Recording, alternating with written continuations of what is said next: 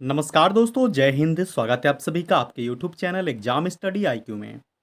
दोस्तों, आज की इस वीडियो में हमने लिया है बायोलॉजी के मोस्ट इंपॉर्टेंट क्वेश्चन जो किसी भी गवर्नमेंट एग्जाम के लिए इंपॉर्टेंट है।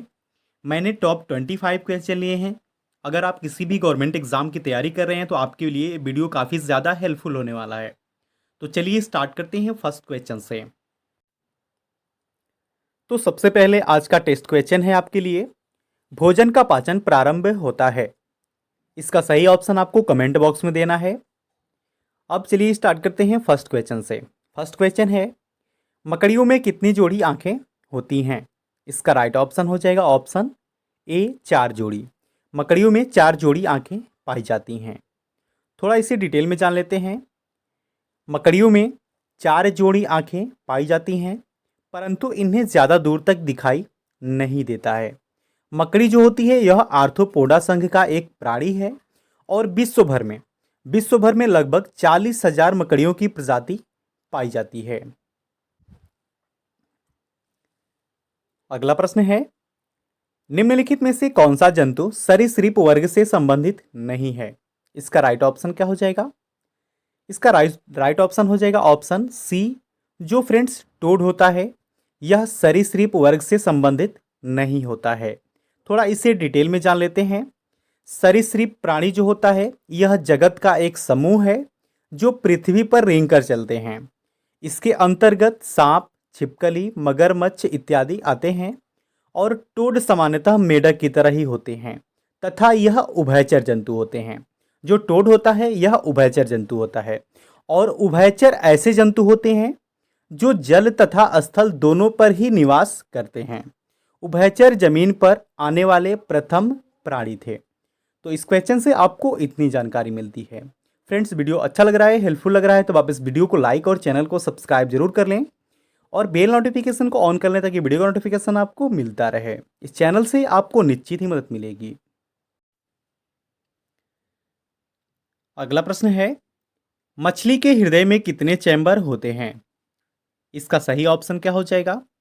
इसका सही ऑप्शन हो जाएगा ऑप्शन डी 2 चैम्बर।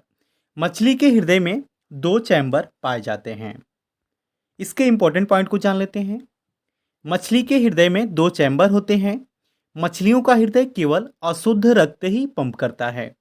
इसमें श्वसन क्लोम यानी कि गिल्स के द्वारा होता है। मछलियों में जो श्वसन की क्रिया होती है वह गिल्स के द्वारा होती है। अगला प्रश्न है, निम्न में से कौन सा एंजाइम अग्नाशय द्वारा स्रावित होता है? इसका राइट ऑप्शन हो जाएगा ऑप्शन सी, ट्रिप्सिन। ट्रिप्सिन जो होता है यह एंजाइम अग्नाशय द्वारा स्रावित होता है। इसके इंपॉर्टेंट पॉइंट को जान लेते हैं। अग्नाशय मानव शरीर की दूसरी बड़ी ग्रंथि है। इससे अग्नाशयी रस निकलता है जो पाचन के लिए उत्तरदायी होता है। अग्नाशयी रस में 3 प्रकार के एंजाइम उपस्थित होते हैं। पहला है ट्रिप्सिन, दूसरा है एमाइलेज और तीसरा है लाइपेज। तो इतना आप याद रखिए। अगला प्रश्न है, मनुष्य के शरीर में उपस्थित निम्न में से किस कोशिका में केंद्रक नहीं होता है? इसका राइट ऑप्शन क्या हो जाएगा? इसका राइट ऑप्शन हो option A, erythrocytes. Important point को जान लेते हैं। एरिथ्रोसाइट्स में केंद्रक नहीं होता है। आरबीसी का निर्माण कहाँ पे होता है? अस्थि मज्जा में होता है। आरबीसी यानी कि रेड ब्लड सेल, जिसका निर्माण अस्थि मज्जा में होता है।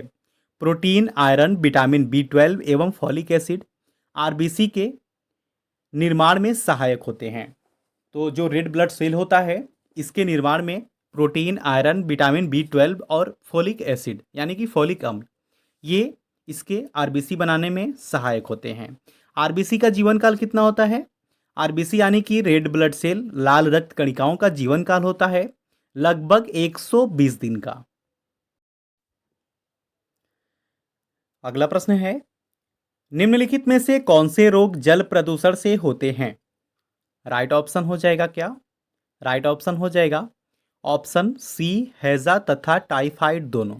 हैजा तथा टाइफाइड दोनों ये जो रोग हैं यह जल प्रदूषण से होते हैं? थोड़ा इसे डिटेल में जान लीजिए। हैजा तथा टाइफाइड जैसे दोनों रोग जल प्रदूषण से होते हैं। बिब्रियो बिब्रियो कोलेरी नामक जीवाणु जो होता है, यह छोटी आंत को संक्रमण पैदा करता है। यानी कि छोटी आंत में संक्रमण पैदा करने वाला जो जीवाणु होता है वो होता है बिब्रियो कोलेरी, और जिसके चलते हैजा होता है। और जो टाइफाइड बुखार होता है, टाइफाइड बुखार में जो जीवाणु होता है वो साल्मोनेला होता है। साल्मोनेला टाइफी के कारण टाइफाइड होता है। इतना आप याद रखिए। अगला प्रश्न है, हमारी आंखों में लेंस का काम है। तो हमारी आंखों में जो लेंस का काम है वह क्या है? ऑप्शन सी इसका राइट ऑप्शन है, आंख की फोकस दूरी को बदलना। आंख की फोकस दूरी का बदलना, ये हमारी आंखों में जो लेंस होता है उसका कार्य होता है। अगला प्रश्न है, इनमें से कौन मांसपेशियों को हड्डियों से जोड़ता है? इसका राइट ऑप्शन क्या हो जाएगा? राइट ऑप्शन हो जाएगा ऑप्शन बी सिरा। जो सिरा होता है वह मांसपेशियों को हड्डियों से जोड़ने का कार्य करता है। थोड़ा इसे डिटेल में जान लीजिए। सिरा मांसपेशियों को हड्डियों से जोड़ने का कार्य करती है। पेशियों के सिरे को सिरा यानी कि टेंडन्स अर्थात कंडराएं कहते हैं। नेक्स्ट क्वेश्चन है, दूध का दही जमना किसकी क्रिया के कारण होता है? इसका राइट ऑप्शन हो जाएगा ऑप्शन सी जीवाणु। जीवाणु के कारण दूध का दही जमना, ये क्रिया जीवाणु के कारण ही होती है।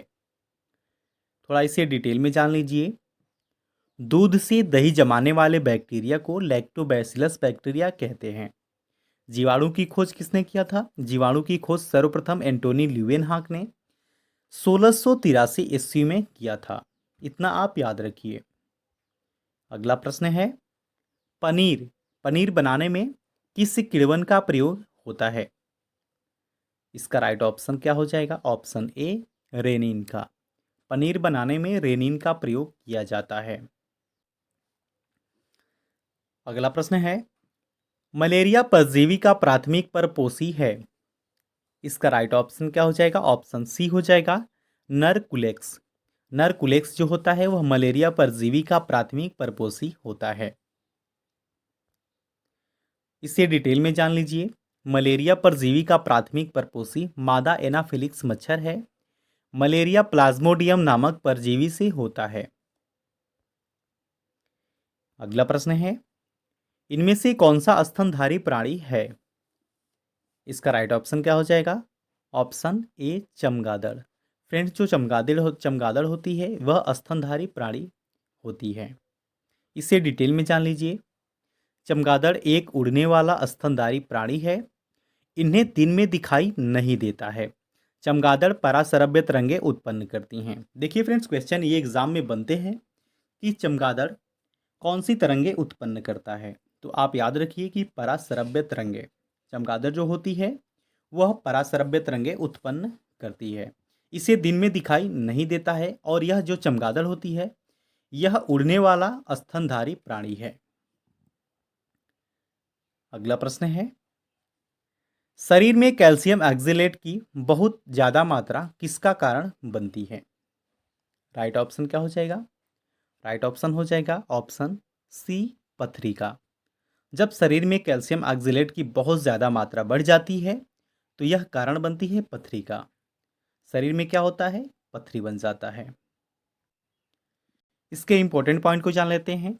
शरीर में कैल्शियम ऑक्जेलेट की बहुत ज़्यादा मात्रा पथरी का कारण बनती है। पथरी जो होती है वह गुर्दे में होती है, मूत्रमार्ग में, पित्त की थैली में इत्यादि। अगला प्रश्न है दोस्तों, भारत में सबसे अधिक उपजाऊ मृदा कौन सी है? राइट ऑप्शन हो जाएगा ऑप्शन सी जलोढ़ मृदा। फ्रेंड्स, भारत में सबसे अधिक जो उपजाऊ मिट्टी है वह जलोढ़ मिट्टी है। इसके इंपॉर्टेंट पॉइंट को जान लेते हैं। भारत में सबसे उपजाऊ मृदा जलोढ़ मृदा है। इसका निर्माण नदियों द्वारा बहाकर लाई गई मिट्टियों तथा मलबे से होता है। अगला प्रश्न है, निम्नलिखित में से कौन बढ़ते भ्रूण के लिए पोषक ऊतक का कार्य करता है? इसका राइट ऑप्शन हो जाएगा ऑप्शन सी एंडोस्पर्म। एंडोस्पर्म बढ़ते भ्रूण के लिए पोषक ऊतक का कार्य करता है। अब आज का टेस्ट है आपके लिए, शरीर की सबसे बड़ी ग्रंथि कौन सी है? 4 ऑप्शन दिए गए हैं जिनका आंसर आपको कमेंट बॉक्स में देना है। वीडियो अच्छा लगा, हेल्पफुल लगा तब आप इस वीडियो को लाइक और चैनल को सब्सक्राइब जरूर कर लें और बेल नोटिफिकेशन को ऑन कर लें ताकि वीडियो का नोटिफिकेशन आपको मिलता रहे। इस चैनल से आपको निश्चित ही मदद मिलेगी। वीडियो देखने के लिए आपका बहुत बहुत धन्यवाद। आप हमसे ज़रूर जुड़ें।